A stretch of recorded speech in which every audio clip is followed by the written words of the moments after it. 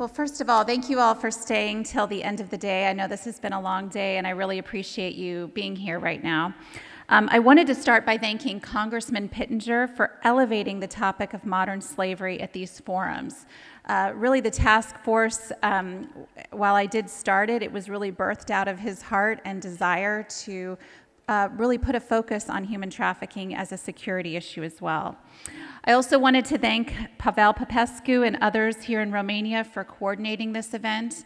It's wonderful. It's my second time back in Romania this year, and I absolutely love it here. So I have the privilege of serving as the chair of the Task Force on Human Trafficking for PISF.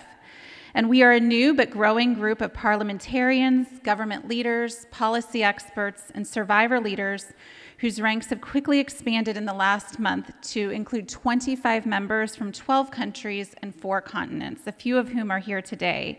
Most of the panelists here today are members of our task force, but I also did want to recognize other task force members who are here in the audience, including MP Šipe Salimi from Kosovo, MP Arta Dade from Albania, and Dr. Ekaterina Kostiukina from the United States. So currently there are 27 armed conflicts around the world. As the British poet John Donne wrote, "No man is an island." And what happens in these countries impacts Europe, the United States, and the entire world. These wars feed the global rise in mass migration, and in many instances, these wars are both stoked and leveraged by terrorists, human traffickers, and other bad actors who instigate and then capitalize on chaos and human suffering. Terrorists and traffickers work under the same animating force, an abuse of power, a criminal offense whereby perpetrators assume a position of authority in order to take unjust advantage of vulnerable individuals or governments. As we consider Europe's role in addressing human trafficking, it's important to establish how terrorism and trafficking are interconnected, and more specifically, how human trafficking funds terrorism, strengthens terrorist regimes, including state-sponsored terrorism, and contributes to global and local vulnerability. In addition to the terrorist attack in Oslo a few weeks ago, an act of European terrorism that hit even closer to home for many PISF members was the recent death of UK MP Sir David Amess. If you are not familiar with Sir David Amess, he was a beloved MP from the UK who not only served on PISF's steering committee, but also provided the keynote speech on terrorism at PISF's Budapest Forum last September. Tragically, he was murdered just 5 short weeks later by a terrorist in his own home country. Human trafficking is one of the primary sources of funding for terrorist groups around the world. For example, Boko Haram, which is also known as ISIS West Africa, has systematically targeted schools in Nigeria. Their violent attacks feature kidnapping of schoolgirls who are sold for money and then trafficked as child brides.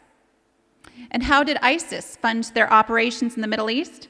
They raided Yazidi villages, among others, in Iraq. They stole an entire generation of women and girls, and they put them in underground rooms where many of them did not see the light of day for years. And then they sold them every single day to be brutally sexually assaulted by men. Yazidi women and girls were sold to ISIS fighters for between just $200 to $1,500 a day, bringing in a significant source of income for the organization. And let me pause here for a second to clarify that human trafficking is the treatment of another human being as a commodity, as Karen Bradley mentioned, for profit. But it includes not only sex trafficking, but also forced marriage, organ harvesting, and forced labor. And actually, forced labor accounts for more incidents of trafficking than any other kind. I want to first of all applaud the European Parliament for acknowledging and tactically addressing labor trafficking in its ban on products with forced labor as enacted just last month in June, and for Europe's increased grassroots efforts to prevent labor trafficking, not just sex trafficking, in light of the increase in mass migration. You heard Roshana Boss talk just a few minutes ago about China's forced labor of the Uyghurs. China's egregious state-sponsored labor and sex trafficking exploitations are, of course, well known by now throughout the day to PISF members. But what many do not know is that Russia, too, engages in state-sponsored labor trafficking. And Russia's state-sponsored labor trafficking may now be a component in its efforts to stabilize an economy reeling from the costs and consequences of Russian aggression against Ukraine. Russia actually has a formal agreement with North Korea, a United States recognized terrorist state that enslaves over 10% of its population in forced labor. And Russia receives 20,000 North Koreans every year for labor exploitation in what the US government deems slave-like conditions.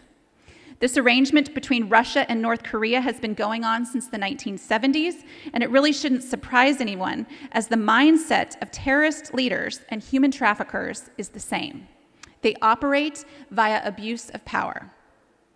North Koreans pay hefty recruitment bribes for the perverse privilege of working long, crushing hours in construction, manufacturing, agriculture, and other sectors, while living in substandard North Korean government-monitored work camps, and having their wages broadly garnished by the North Korean government. And so why would the Russian government want to exploit North Koreans?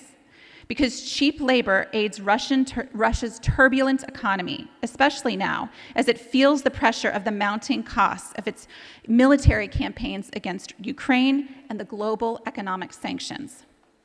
So what can we do to systematically counter the exploitation of human beings, not only in Europe, but in North Korea, which has labored under exploitive conditions for nearly 50 years? We need to look beyond Russia to China, to its ally.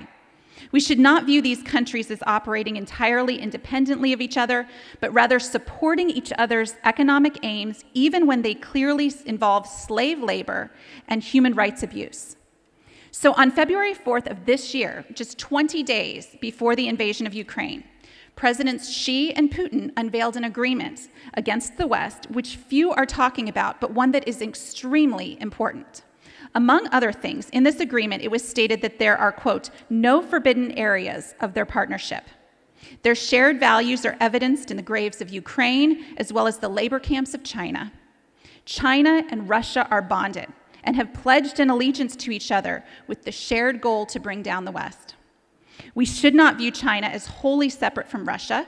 1 million Uyghurs are in forced labor camps where they are sexually abused, physically abused, and trafficked on a massive scale. Yet, Russia remains silent, just as China gives its silent assent to the Russian invasion of neighboring Ukraine. So my encouragement today is to look ahead to the prevention of another invasion like Ukraine by also focusing on the prevention of human trafficking. I hope that we can also agree today that modern slavery is not only evil, but it is also inextricably linked to the security of the world. It is not separate from global security issues, rather it is at the heart.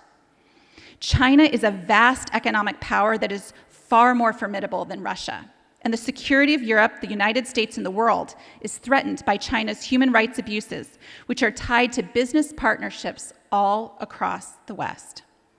As Ms. Abbas mentioned, we recently passed in the United States the Uyghur Forced Labor Prevention Act, and it went into effect just a few weeks ago in June. This human trafficking prevention policy aims to ensure that goods made with forced labor in the Xinjiang Uyghur Autonomous Region of the People's Republic of China do not enter the United States market. This law was passed with an almost unprecedented level of bipartisan support from both political parties in the United States. And what this demonstrates is the advantage that we have here in the West. We may disagree on many policy issues, but with human trafficking, there is unity and almost unanimous consensus. There is almost unanimous consensus in the United States, but here in Europe as well, and in many allied nations, that modern slavery is wrong. Effective changes in public policy always begin with effective changes in public opinion. The response to the Russian invasion of Ukraine has demonstrated this. There is perhaps nothing that has dealt the financial blow to Russia, as John Strand had pointed out in his speech just a few minutes ago, like the voluntary massive withdrawal of businesses and corporations all at once, with no mandate or legislative requirement. The grassroots public outcry was so great in the United States that major corporations issued their own version of sanctions against Russia because they recognized the threat and took decisive action. Laws such as the Uyghur Forced Labor Prevention Act are very helpful, but I would also encourage the consideration of how to effectively encourage corporations to voluntarily take their business elsewhere. No one says, I support human trafficking of human beings, and we can all be united in this. So thank you so much for listening and for staying until the end of the day. I look forward to continuing our collaboration with you. Thank you.